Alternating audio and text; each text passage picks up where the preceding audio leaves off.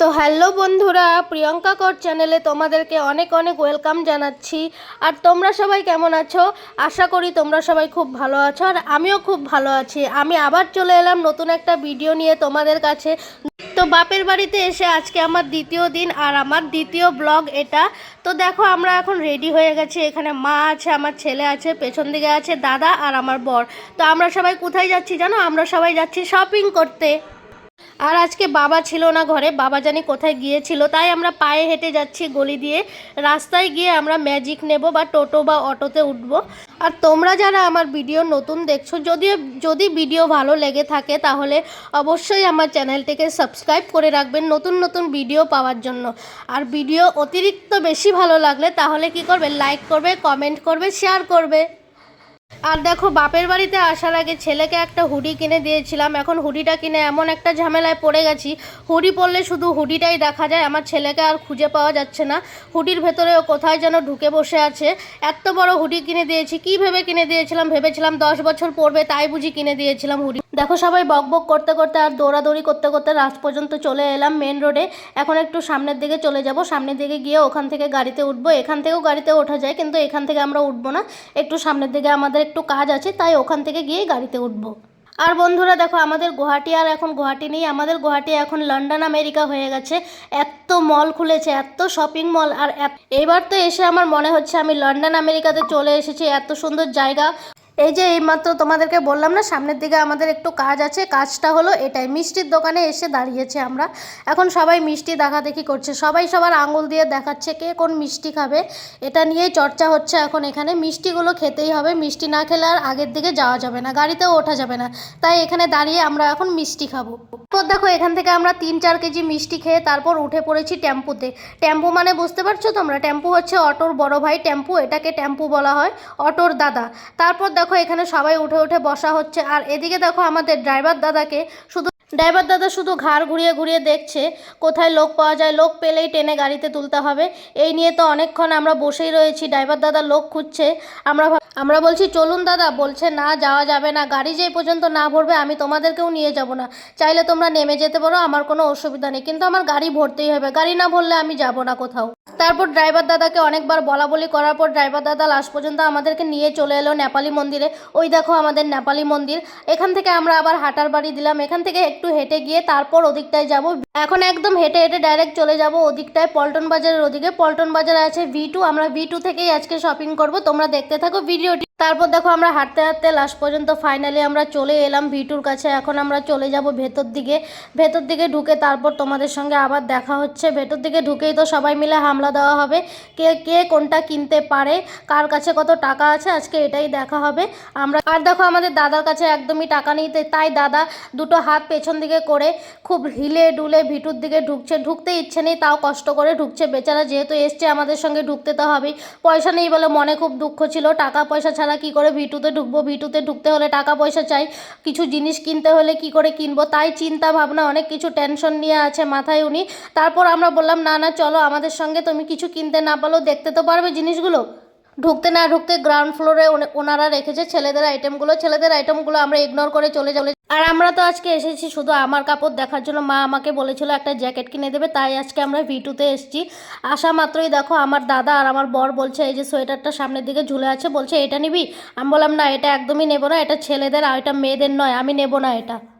আর তোমরা মনে মনে ভাববে শুধু একটা জ্যাকেট কেনার জন্য এতগুলো লোক চলে এসছে V2-তে জ্যাম করতে, কিন্তু তারপর আমরা সবাই ডিসিশন নিলাম যে সবাই একসঙ্গে থাকবো না, সবাই ছড়িয়ে যাব, সৈন্যদের মতো ছড়িয়ে ছড়িয়ে খোঁজাখুঁজি করব। তারপর দেখো একদিকে মা চলে গেছে, একদিকে আর এখানে অনেক ধরনের সোয়েটার, অনেক ধরনের জ্যাকেট ছিল, তোমরা এসে অবশ্যই দেখতে পারো যারা গুয়াহাটিতে থাকো। খুব সুন্দর সুন্দর কালেকশন ছিল এই শীতকালের জন্য। মা আমার জন্য অনেক কটা সোয়েটার দেখেছিল, কিন্তু কোনোটা বড় হচ্ছে, কোনোটা ছোট হচ্ছে। আবার আমি বললাম না সোয়েটার নেবো না, জ্যাকেট নিয়ে নেবো। জ্যাকেটও দেখাদেখি করছিলাম এখানে।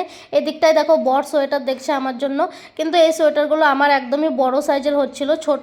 দেখো আমাদের ফার্স্ট ফ্লোরে দেখা কমপ্লিট হয়ে গেল, কিন্তু কিচ্ছু পাইলাম না, একদম একটা কিচ্ছুও পাইলাম না, ভালো কিচ্ছু লাগে নাই আমার একটাও। তারপর আমরা আস্তে আস্তে চলে গেলাম সেকেন্ড ফ্লোরের দিকে। সেকেন্ড ফ্লোরে ওঠা হচ্ছে, এখন আমরা টুকুর টুকুর করে সেকেন্ড ফ্লোরে উঠে যাব। তারা দেখো এদিকে সাইডে সাইডে কত কিছু রেখেছে, ফিনাইল মেয়ে মানুষের শপিং করা মানেই এরকম অবস্থা, কিচ্ছু পছন্দ হয় না, যেটা দেখবে সেটাই ভালো লাগে না। কিন্তু আবার কত সময় এমন হয়ে যায় যা দেখি তাই ভালো লাগে, মনে হয় পুরো মলটাই কিনে নিই, পুরো মার্কেটটাই কিনে নিই, পুরো বাজারটাই কিনে নিই। পকেটে টাকা থাকুক চাই না থাকুক, কিনতে খুব ভালো লাগে, ভাবতেও খুব ভালো লাগে, কেনার কথাটা ভাবতেও খুব ভালো লাগে।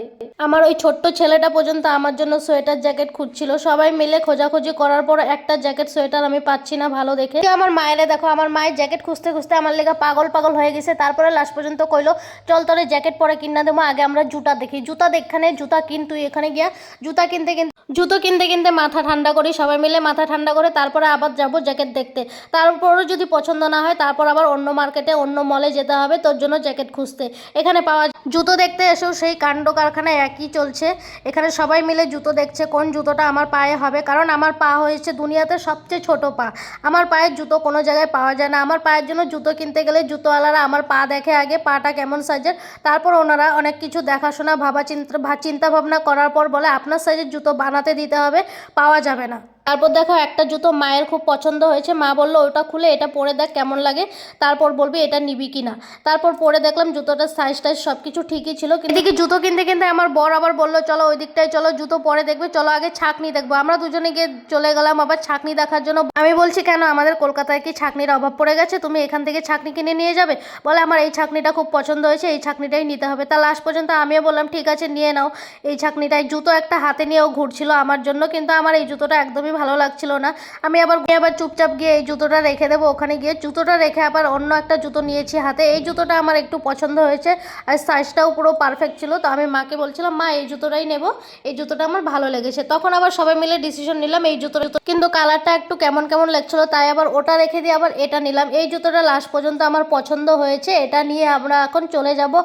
তো এদিকটায় আবার চলে এলাম জ্যাকেট দেখার জন্য। এখন আমরা চলে এসেছিলাম থার্ড ফ্লোরে। সেকেন্ড ফ্লোরও আমাদের দেখা শেষ হয়ে গেছে, এখন আমরা চলে এসেছি থার্ড ফ্লোরে। থার্ড ফ্লোরে এসে দেখি অনেক রকমের সোয়েটার জ্যাকেট সব কিছুই ছিল।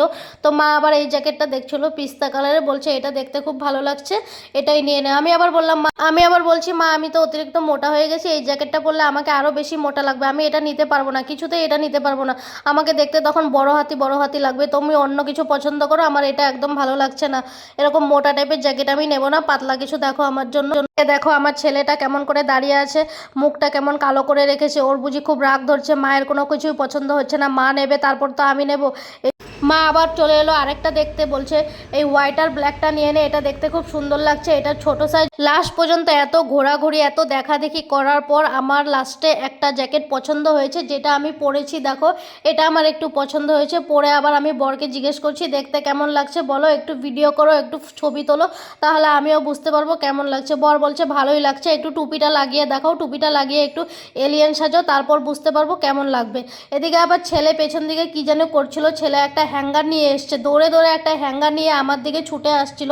হ্যাঙ্গারটা নিয়ে ওই দেখো আমার ছেলে পেছন দিক থেকে হ্যাঙ্গার একটা নিয়ে এসছে, হ্যাঙ্গারটা নিয়ে এসে বলছিল মা এটা তোমার শরীরে ঝুলিয়ে নিয়ে চলো বাড়ি চলো এখন। তারপর মা বলল চল এখন তোর ছেলের জন্য জ্যাকেট কেনা হবে। তারপর তো আবার মাথায় বাড়ি, এখন ওর জন্য যে কতক্ষণ খুঁজতে হবে। তারপর সবাই মিলে চলে এলাম বাচ্চাদের এখানে, বাচ্চাদের ড্রেসের এদিকে। বাচ্চাদের জ্যাকেট ছিল এখানে, অনেক রকমের জ্যাকেট ছিল, কিন্তু একটাও দেখতে ভালো ছিল না।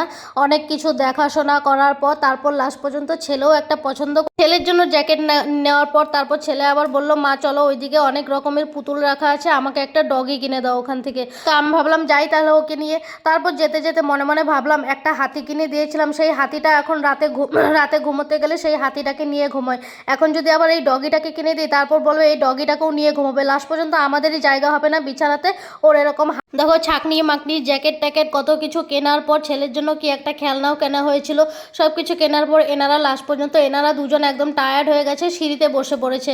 বলছি সিঁড়িতেই বসে থাকবো, বাড়ি আর যাবো না, এখান থেকে আমরা বাড়ি যাওয়ার মতন ক্ষমতা নেই, পায়ে হাতে সব জায়গায় মাথায় যন্ত্রণা উঠে গেছে, তোরা যা বাড়ি। আর মামা ভাগ্নে এখন আর হাঁটতে পারছে না, তাই বলছে তোরা দেখ আমরা এখন এখানে বসে বসে তোদেরকে দেখি তোরা কত রকমের কি করতে পারিস এখানে এসে। লাস্ট পর্যন্ত আমাদের শপিং কমপ্লিট হয়ে গেছে, তারপর আমরা চলে এসেছি বিল কাউন্টারের দিকে। বিল কাউন্টারের দিকে এসে দেখে এখানে নানা রকমের বডি লোশন লোশন, ময়শ্চারাইজার অনেক কিছু রেখে দিয়েছে। এগুলো দেখেও আবার ভাবলাম এগুলো যদি নেওয়া যেত একটা দুটো করে তাহলে ভালো হতো। ফেস ওয়াশ নানা রকমের। বেচারা আমার দাদাটা গেছে লাইনে দাঁড়িয়ে বিল করতে। বেচারা মনে মনে ভাবছে নিজের জন্য কোনো শপিং করা হয়নি, কিন্তু ওদের ব্যাগগুলো আমার এখন তুলতে হবে। এই বলে বেচারা মনে মনে খুব রাগ হয়ে মন খারাপ করে ব্যাগগুলো তুলেছে। দেখো ব্যাগগুলো তুলে নিয়ে এখন চলে যাবে গেটের দিকে। এদিকে তো আমার বর এখনও দেখা হয়নি, আমার বর এখনও দেখেই বেড়াচ্ছে কি করা যায় না করা যায়। ওর জন্যও কিছু নেওয়া হয়নি। ওদের দুজনের মনে খুব কষ্ট ছিল, ওদের জন্য এতক্ষণ ঘুরে ঘুরে পায়ে ব্যথা করলাম। এখন লাস্ট পর্যন্ত ব্যাগগুলো আমাদেরকেই তুলতে হচ্ছে। লাস্ট পর্যন্ত আমরা মল থেকে দুটো ব্যাগ ভরে নিয়ে বেরিয়ে পড়লাম বাইরের দিকে যাব। কেনা তো হয়েছে অনেক কিছুই, যেগুলো ভিডিওতে দেখাতে পারিনি। ভিডিওটা অনেক বেশি লম্বা হয়ে যাচ্ছে, তাই আর দেখানো হয়নি জিনিসগুলো। এখানে দেখো অটোগুলো দাঁড়িয়ে আছে আমাদেরকে নেওয়ার জন্য। তারপর আমরা এখানে আবার ভাবছি না এখন যাওয়া যাবে না, এখন কিছু খেতে হবে, না খেলে আর এইদিকে আমার কাণ্ড দেখো, আমি মল থেকে বেরিয়ে আগে জ্যাকেটটা পরেছি। মা বললো তুই আগে জ্যাকেটটা পর, জ্যাকেটটা পরেই বাড়ি যাবি। জ্যাকেটটা পরে এখানে চলে এলাম ফুচকার দোকানের কাছে। ভাবলাম ফুচকাই খাবো, অন্য কিছু খাওয়ার তেমন একটা মন ছিল না।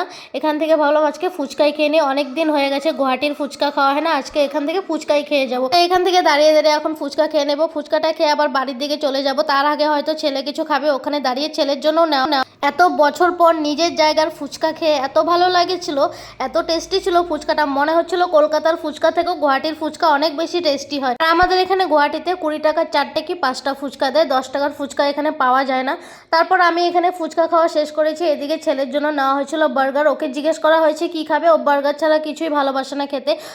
বাইরের খাবারের মধ্যে আমার ছেলে শুধু বার্গারটাই পছন্দ, চাউমিন বিরিয়ানি টিরানি এসব কিছুই পছন্দ করে না। তো ওর জন্য এখান থেকে বার্গার নেওয়া হয়েছে, ও বাড়ি গিয়ে খাবে। জিজ্ঞেস করা হয়েছিল এখানে দাঁড়িয়ে খাবে কিনা, বললো না বাড়ি গিয়ে খাবে।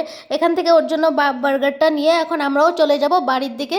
তো তোমাদের ভিডিওটি কেমন লাগলো অবশ্যই কিন্তু কমেন্টস করে জানাবে। ভিডিও ভালো লাগলে লাইক করবে, কমেন্টস করবে, শেয়ার করবে। আর ভিডিও যদি ভালো নাও লাগে তাও একটা কমেন্টস করে জানাবে। আর আজকের জন্য টাটা বাই বাই, ভিডিওটা এখানেই শেষ করলাম। তোমরা সবাই খুব ভালো থেকো, সুস্থ থেকো। আর আমার এরকম নতুন নতুন ভিডিও পাওয়ার জন্য অবশ্যই আমার চ্যানেলটিকে সাবস্ক্রাইব